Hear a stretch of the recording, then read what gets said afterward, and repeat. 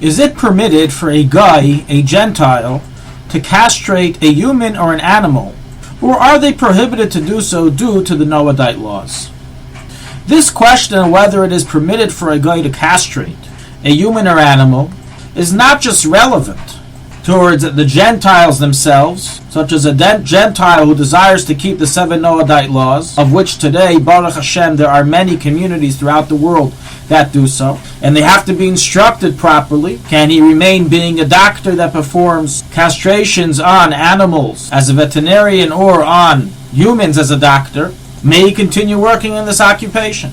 But in truth, this question stretches even past just the Goyim in and of themselves, and has various ramifications regarding Jews, such as, for example, may a Yid ask a Gentile to castrate his animal, and may a Yid sell an animal to a guy if he knows the guy will castrate it, such as you want to get rid of your pets, or you own a pet store, and you know the Gentile clientele will castrate those animals, will spay and neuter them. So regarding whether the Goyim are commanded against castrating a human or animal, destroying the reproductive organs, this is a famous dispute in the Gemara in Sanhedrin 56b and in Bava Metzia 98. Rav Chidka and Tana Devei Menashe held that Gentiles are prohibited biblically from castrating an animal or human, just like a Jew. They do so, they're chayiv misa, just like one who transgresses any one of the 7 Noahide laws. While the Tanna Kama and Sanhedrin rules that they are not included in the prohibition and it is permitted for them to do so. What in essence are these Tanoim arguing about? Doesn't everyone know the 7 Noahide laws? Castrating isn't one of them. So the answer is the commonly known 7 Noahide laws that we know of is following the opinion of Tanna Kama. But in truth, in the Talmud, not everyone agrees to that list. Tana Devei Menashe holds that instead of listing the command of Birchas Hashem and making Batei Dinim, you should list Sirus and Kilayim as one of the 7 Noahide laws. So there's actually a Talmudic dispute as to what are the 7 Noahide laws that a guy is commanded against transgressing. How do we rule regarding this dispute?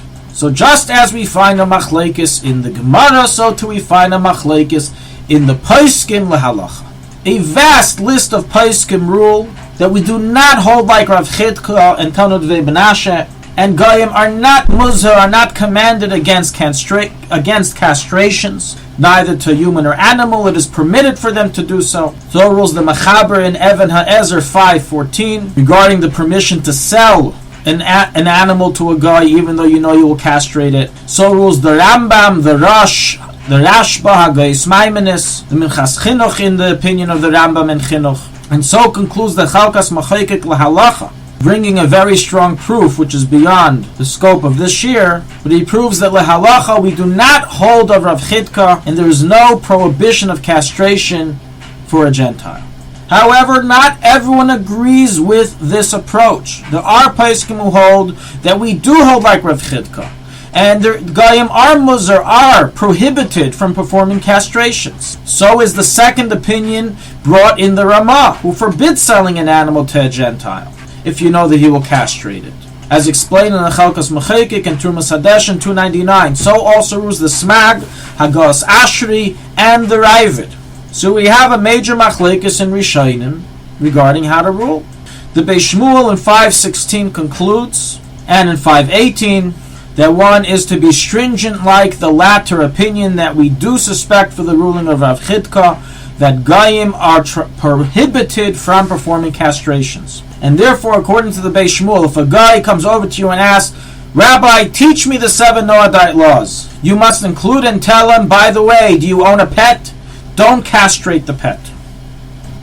Although in truth, whether he may send his pet to a veterinarian to castrate and whether the shlichus for a guy is a discussion in and of its own and is beyond the scope of this year. Another practical ramification that comes out of the above suspicion for the stringent opinion is regarding whether one may sell a animal to a guy if one knows that the guy will castrate the animal, as Yidden are prohibited from causing another individual, including a guy, to stumble on a prohibition And this is called lifnei ivali sitin michshol, which applies even against causing a guy to transgress one of the 7 Noahidite laws. And thus, if we rule like the approach of Rav Chidka, that Goyim are prohibited from castrating, one may not sell his animal to a Gentile if he knows that he will castrate it for certain. This Emirat Hashem we will discuss in further length in greater detail in a future halacha.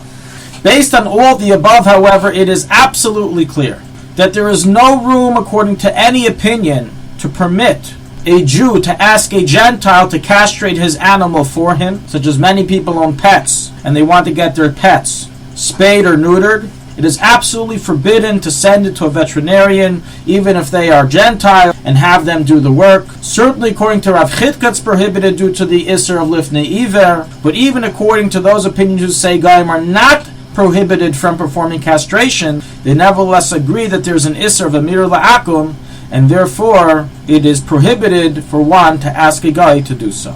So rules the Mechaber Nevan Ezra 5:14, based on the general ruling that Amir La'akum applies to every Isser in the Torah, as rules the Beis Shmuel, Beragayla, the Shach, the Alter Rebbe in many places, the Mechaber in Choshen Mishpat 338:6, and many other opinions. Thank you for listening to Shulchanaruchharav.com. Our free services of making Torah knowledge available to the public depends on donors like you.